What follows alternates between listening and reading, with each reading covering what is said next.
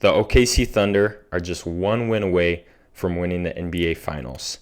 And last game is the J-Dub show, dropping 40 points, 6 rebounds, and 4 assists in the biggest game of his life. And he was doing it in a variety of ways.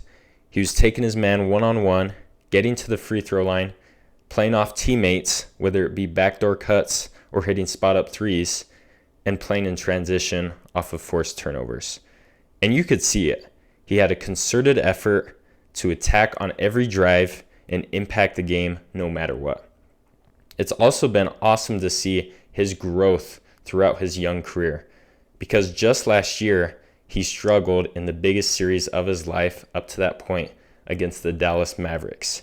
And then even in this year, against the Denver Nuggets, he was very inconsistent. But now he's shown up at the biggest stage of his life.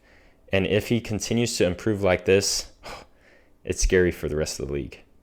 This was also a great under-the-radar SGA game.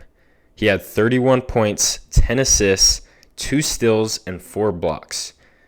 It was his highest total assist game in the series, and you could see it. Visually, the offense was flowing much better than in Game 4 because he was setting up J-Dub and several other teammates for great three-point opportunities.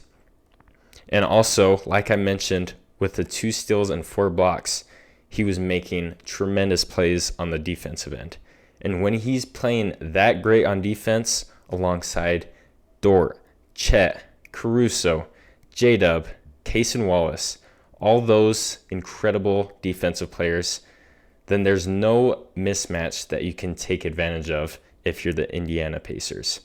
I also loved how Coach Mark Daigneault switched his substitutions to make sure that Shai stayed fresh for that fourth quarter run.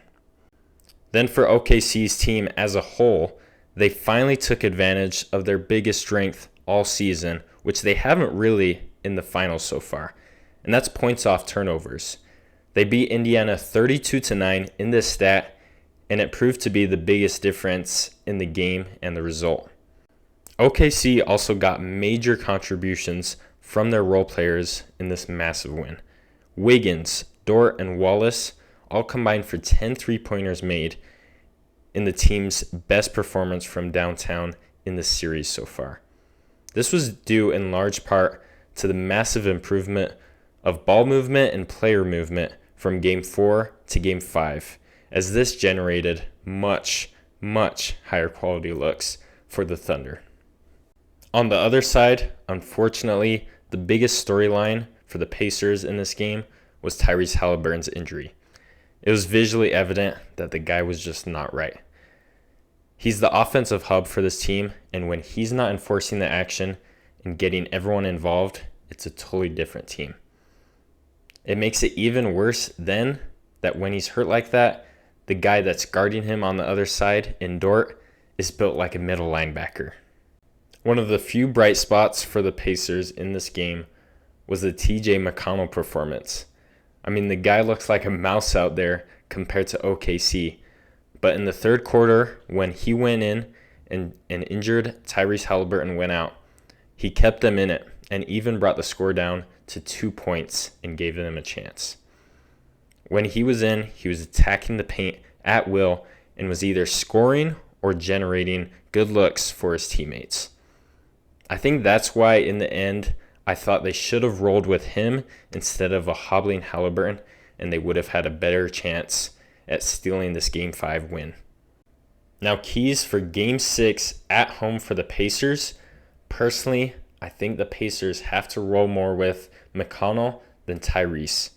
Obviously, it hurts because Hallie is the reason you've made this tremendous Cinderella run, but with how physical and aggressive OKC's defense is, you need a point guard to match that intensity, and I just don't think that a hobbling Halliburton can bring that tonight. I also think Pascal Siakam has to have a massive Game 6 for the Pacers to have a shot. He needs to drop 30 and possibly 40 for them to win this Game 6 at home. Without Hallie full strength, Siakam must be the focal point on offense and abuse his matchup night in and night out for them to have a shot. Then as a team, the Pacers have to take care of the ball tonight, especially those live ball turnovers that OKC loves to use to get out in transition and score. In Game 5, Indiana had 23 turnovers compared to OKC's 11, with 10 of those coming from Nembhard and Siakam. In Game 1, Indiana survived a horrible turnover night, but at this point, you just can't count on that, and they need to take care of the ball in order to win this one. A major factor in this one will also be that the Pacers must win the three-point battle. OKC is just too talented and too imposing that if you let them get much better looks and more threes, you're simply cooked. A big part of that is Indy's defensive coverage. The Pacers can't overhelp, especially from one pass away, because they did last game, and it allowed OKC's supporting cast to get great three-point looks off of Shea's drives. Indy has to make Shea have a legendary performance to beat them, and hope Nembhard does a good enough job to at least make it difficult for Shea. Now for the Thunder to win Game 6 and also the NBA Finals, I think they just have to try and repeat, for the most part, that Game 5 performance, because it was the perfect balance offensively with Shea and J-Dub taking turns initiating and creating for others. They also have to remain aggressive on defense and cause chaos, because their best offense is getting out in transition off their defense. Now for my prediction tonight, I hope the Pacers can get a win at home and force the first Game 7 since 2016.